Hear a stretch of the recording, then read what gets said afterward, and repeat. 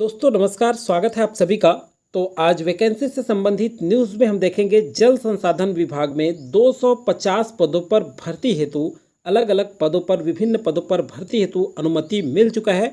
और इसका जो एग्ज़ाम है ये व्यापम लेगा या पीएससी, ये सारी जानकारियाँ इस वीडियो के माध्यम से देखेंगे। योग्यता भी देखेंगे कि इसके लिए योग्यता क्या चाहिए। तो 250 पद सीधी भर्ती रेगुलर पोस्ट है। तो चलिए शुरू करते हैं। और शुरू करने से पहले चैनल में अगर पहली बार जुड़े हैं तो सबसे पहले चैनल को सब्सक्राइब कर लेंगे, बेल आइकन में ऑल जरूर सेलेक्ट कर लेंगे, ताकि जीके जीएस, चूंकि इसका परीक्षा होगा और जीके जीएस और मैथ्स का भी अध्ययन हमारे चैनल के माध्यम से आप कर पाएंगे। तो चलिए देखेंगे। यहाँ पे ये लेटर जारी हुआ है 29 तारीख के डेट में, देख सकते हैं आप 29/10 मतलब कल ही जारी हुआ है शाम को। ये देखिए विषय क्या है, जल संसाधन विभाग अंतर्गत सीधी भर्ती के रिक्त पदों की पूर्ति हेतु अनुमति प्रदान करने के संबंध में। मतलब जल संसाधन विभाग में सीधी भर्ती, जो जल संसाधन विभाग का सीधी भर्ती है, ये अनुमति प्रदान की जाती है। आइए आगे देखते हैं इसमें क्या लिखा है। जल संसाधन विभाग के अंतर्गत सीधी भर्ती के रिक्त पदों की पूर्ति व्यावसायिक परीक्षा मंडल के माध्यम से लिखित परीक्षा चयन परीक्षा आयोजित किए जाने के संबंध में हेतु अनुमति प्रदान करने का अनुरोध किया गया है। मतलब देखिए ये लेटर भेजा गया है व्यावसायिक परीक्षा मंडल को, तो सीजी व्यापम द्वारा इसका एग्जाम होगा। क्लियर हो जाइए।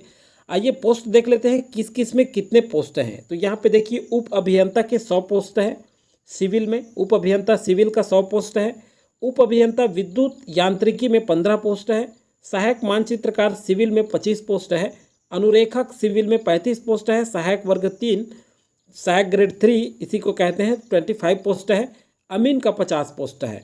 तो इस तरह से टोटल बात करें तो 250 पदों पर जल्द होगी भर्तियाँ। इसका इंस्ट्रक्शन जारी हो जाएगा, जल्द ही शुरू होगा। तो ये जानकारी मैं आपको इस वीडियो के माध्यम से बता रहा हूँ, आप तैयारी शुरू कर दें। आगे चलिए देखते हैं। हम देखेंगे यहाँ पे जो है इसका जो राजपत्र में योग्यता क्या था। ये 2016 का राजपत्र है, आप देख सकते हैं राजपत्र की योग्यता देख रहे हैं। लेकिन फाइनली जब निकलेगा तो पता चलेगा ये राजपत्र में यही योग्यता रखा गया था। उप अभियंता सिविल, इसके लिए आयु सीमा 18 वर्ष है न्यूनतम और अधिकतम 30 वर्ष। यहाँ शैक्षणिक अर्हता की बात कर लेते हैं तो राज्य शासन द्वारा किसी मान्यता प्राप्त संस्था से सिविल इंजीनियरिंग डिग्री 3 वर्षीय डिप्लोमा होना चाहिए, ये बोला गया है।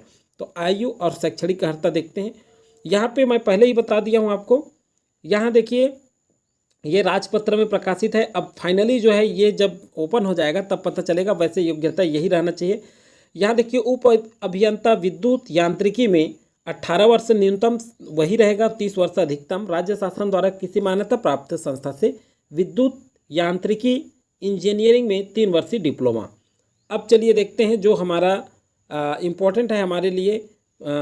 आगे देखिए भूगर्भ सहायक के लिए यहाँ देखिए भू विज्ञान स्नातक या भूजल ऐच्छिक विषय के साथ अधिमान्य रूप से अनुप्रयुक्त भू विज्ञान से स्नातक या एमटेक भूगर्भ सहायक के लिए मंगा है। भूजल सहायक के लिए आपका है भूजल ऐच्छिक विषय के साथ अधिमान्य या एमटेक, सेम वही है।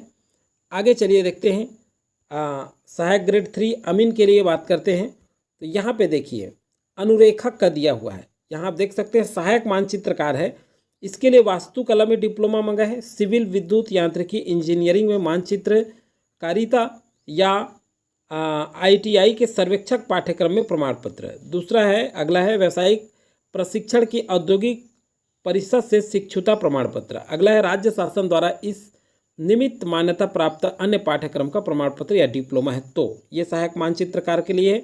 यहाँ देखिए अनुरेखक का, यहाँ आयु सेम है सबका, मिनिमम 18 और अधिकतम 30 वर्ष।